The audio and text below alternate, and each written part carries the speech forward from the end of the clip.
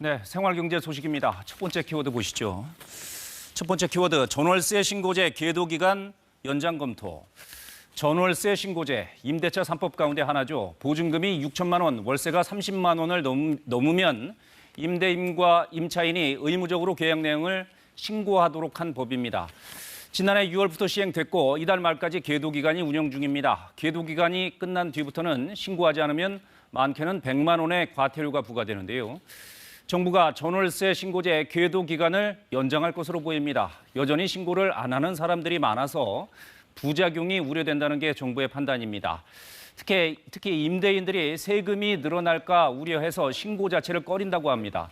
또 지자체가 신고 누락분을 찾아서 일일이 과태료를 부과해야 되는데 막대한 행정력이 투입돼야 하는 만큼 정부에도 부담으로 작용한 걸로 보입니다.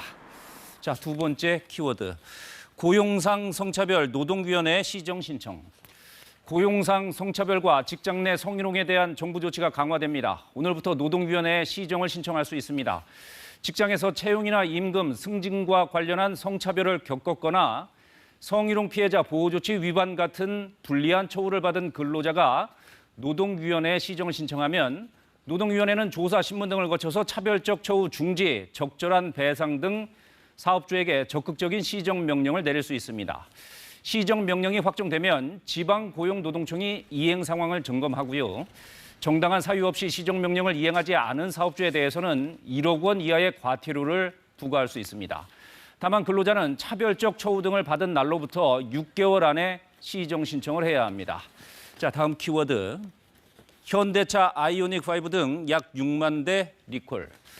국토교통부가 현대차 기아에서 판매 제작한 아이오닉5 등 5개 차종 5만 8천여 대를 리콜 조치한다고 밝혔습니다.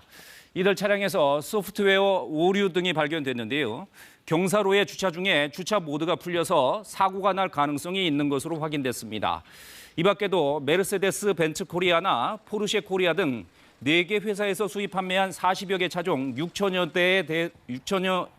대에서도 제작 결함이 발견돼 리콜 조치가 내려집니다. 자세한 리콜 대상은 국토교통부 홈페이지에서 확인할 수 있습니다. 지금까지 생활경제였습니다.